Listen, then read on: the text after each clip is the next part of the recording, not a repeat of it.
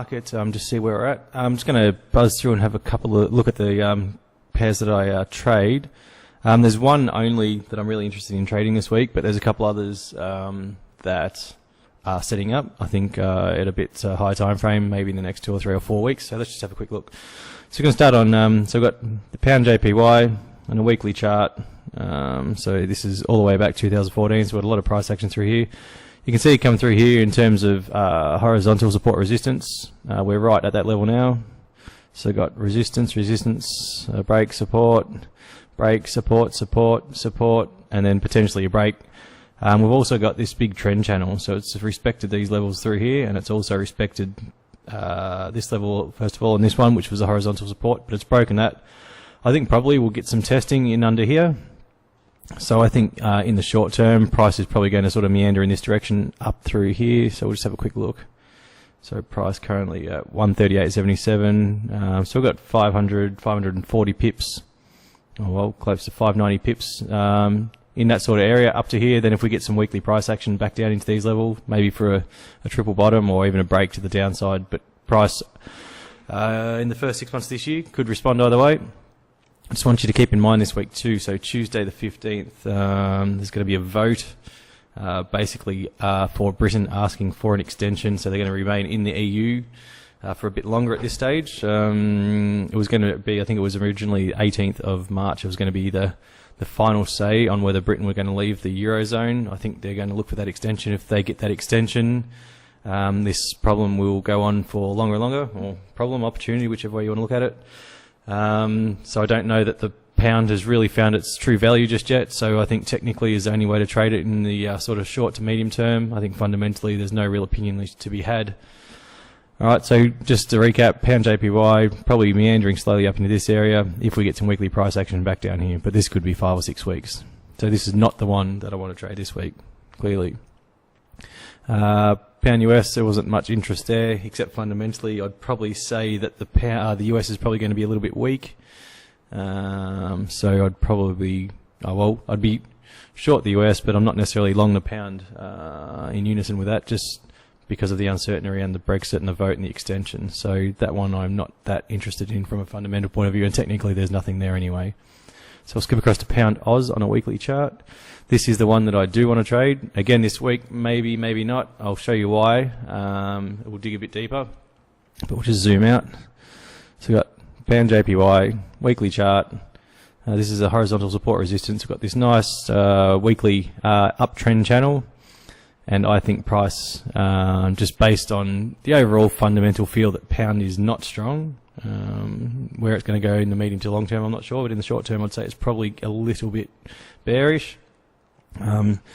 So I was expecting price, and even given this lower low on the weekly chart, I was wanting price to come up and turn around here, which it has done. So we've got this weekly pin bar. I'm going to zoom in. So what we've got, I only trade weekly pin bars short from the 50% retracement of the pin bar. So last week there was no action, price come down and closed up again quite high. I'm wanting over the next 1 to 2 weeks for price to come up into this 50% retracement of this big weekly pin bar, and from this point I am going to get short all the way down into this crossover right here. What happens here, I'm not sure, it's too far out. It could break and retest, it could respond and go long again. Again, that'll be probably more fundamental and technical when that happens. We'll just keep an ear out for the market and what Brexit think they're going to do, or Britain, sorry, we're going to do in regards to the leaving the European Union. Now, what I said before is like I am interested in trading this week, and I'll show you why. Because from a weekly point of view, I want to wait for price to come up here and get short, which could take 2 or 3 weeks. But I'm going to skip down to a H4 chart, and just anticipating that price was going to come up to this 50% retracement. So this is the 50% retracement, that weekly pin bar. I've got a little heads and shoulders setting up. So I'm hoping on a H4 chart, to our little left shoulder, our head, I'd like to get a little right shoulder here, break the neckline, come retest. If we get the retest, I'm going to trade this long from this neckline retest up to this 50% retracement of this weekly pin bar, which is not a huge trade, but it is 290 pips. Now on pound JPY, we run a stop loss of 45 pips. So we'll just bring up our calc for a minute. So we've got 290 pips divided by 45, so it's a 6.4 to 1. Now, I'm not going to necessarily tell you guys what I trade because I change my amount per trade, and I'm not going to speculate on what amount of dollars you guys trade or with which base currency, but I'm just going to assume that we're going to trade about $5,000 risk per unit of risk. So I'm saying I'll put potentially $5,000 risk in my 45 pips of stop loss. So let's multiply this 6.4 risk reward out by the $5,000.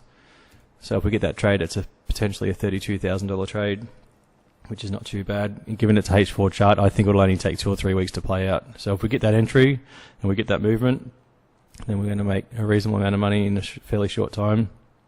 If you guys can bank $32,000 in 2, 3, 4 weeks, I'm sure yourselves and your families will be quite happy with that. All right. So that's my plans with the pound Oz at this stage. So I'm just going to skip up to USD CAD. I'm just going to go USD JPY in a weekly for a minute. Now, this big squeeze of a triangle here, I was very, very interested in. And it come back, but it tested a bit early, and it also, this long tail I wasn't very comfortable with. So right at the moment, there's not much here for me. I'd like to see price come out of this and then give it another second test here, which could be a double bottom, something like that. If we get a double bottom, and you'll be able to see here too, without much analysis, that there's a horizontal support resistance line just in through that area. So again, a double bottom, bit of price action here, might be long, but not super interested in that at this stage. But like I said, I only trade the 5 currency pairs, so I keep an eye on them all the time. USD CAD. Now this is an interesting one. This is good actually. So again, weekly chart, USD CAD. I was hoping that price was going to come up and make a pin bar here, and at that point I was going to get short back into these levels, but price rolled over early. On daily, we'll have a quick look in a minute. It actually had some price action on daily, but I wasn't confident enough with that weekly price action to get short, again, just because it hadn't come quite up to these levels. But the price rolled over, and it rolled over in a big way, and it got short over the last fortnight fairly aggressively, 460 pips, which is huge for USD CAD. It's a long, long way in 2 weeks. You can see on the way up, it took 1, 2, 3, 4, 5 weeks to make the ground up, and just made 2 weeks to make that same distance down.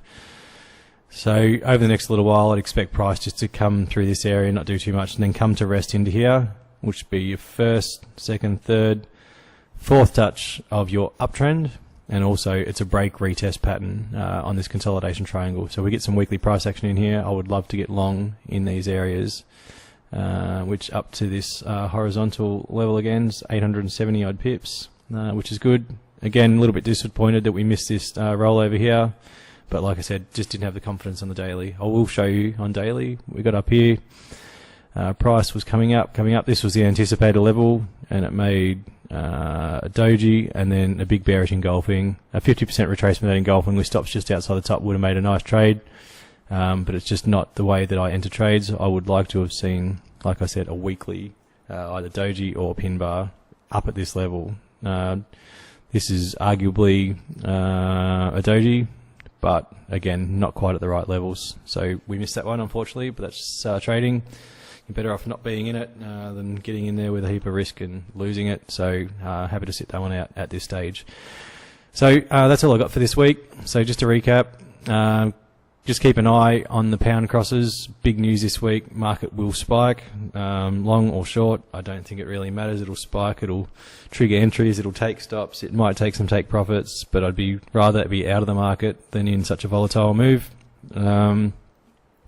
Some upcoming ones in the USD CAD and the pound JPY will be fine, and that little H4 heads and shoulders pattern inside the weekly retracement for the pound Oz would be a nice little trade. Probably won't take that unless it sets up after the Tuesday, so I'll take it on the Tuesday after the announcement or Wednesday morning, something like that would be nice. We'll see if we can make some money there, and then in the bigger time frame on the pound Oz again, just getting short from that retracement back into these levels, which is the trade we mentioned last week. It just hasn't quite set up yet.